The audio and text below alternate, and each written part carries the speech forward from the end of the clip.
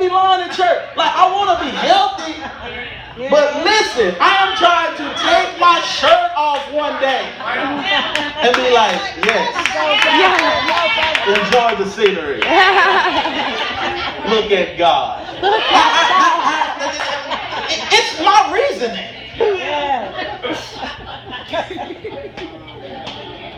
I was so tired the other night in the gym. Rodney, super buff dude. He be pushing me. He was like, you can be done if you want to. I'm like, nah, I'm going in. And after the workout, he said, man, I'm proud of you. You pushed yourself on past our time. And I was like, yeah. But he didn't know in my head. I'm like, June is supposed to be here.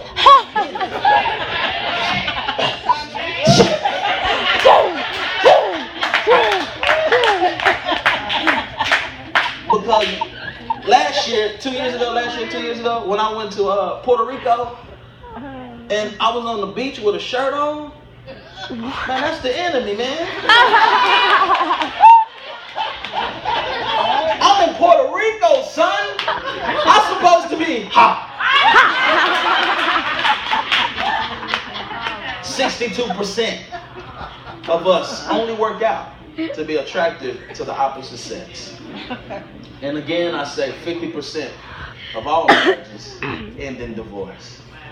Ooh, I'm setting this thing up real nice. Watch this.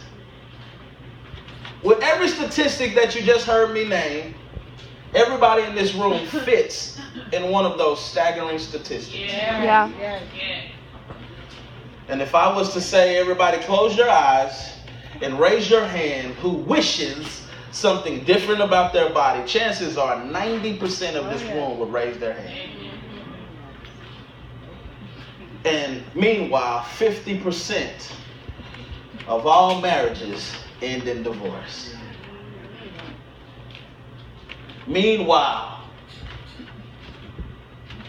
you want a man. Meanwhile, you want a woman. Meanwhile, one day you want to be married. Meanwhile, you ready. Meanwhile, single, ready to mingle. Meanwhile, but you fit into a big statistics of things that say you have self-esteem issues.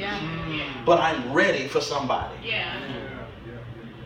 Let me make it plain because I got to get out of here. Listen, you cannot love another until you learn to love yourself. Yes.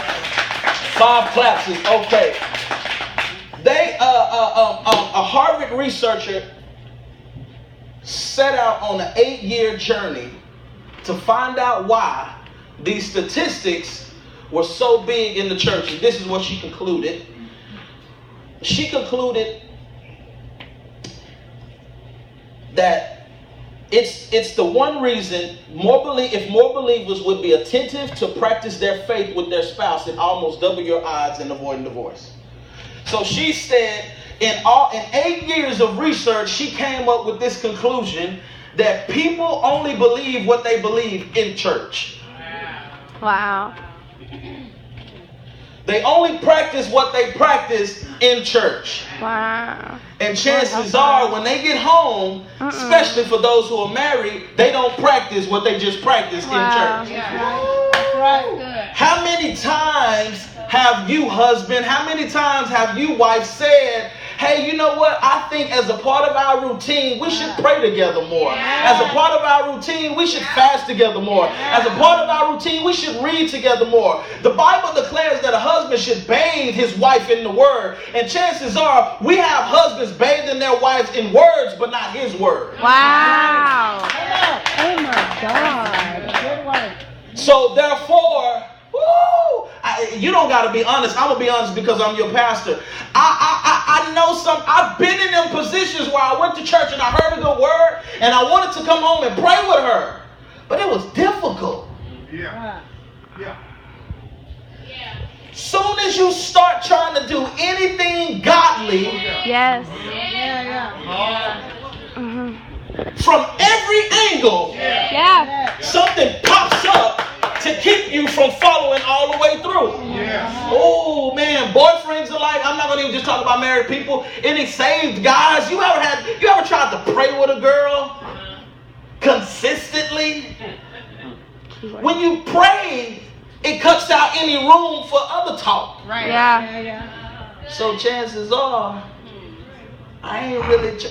Wow. Yeah, I knew it was gonna be quiet. Yeah. Nobody was gonna shout today. Yeah. It's all right. Why is it that we are saved, sanctified, and filled with the Holy Spirit in church, and then when we leave out of the four walls, it is not the same thing? Yeah. Right.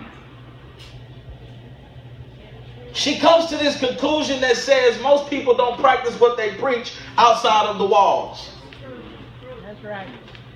Love and war.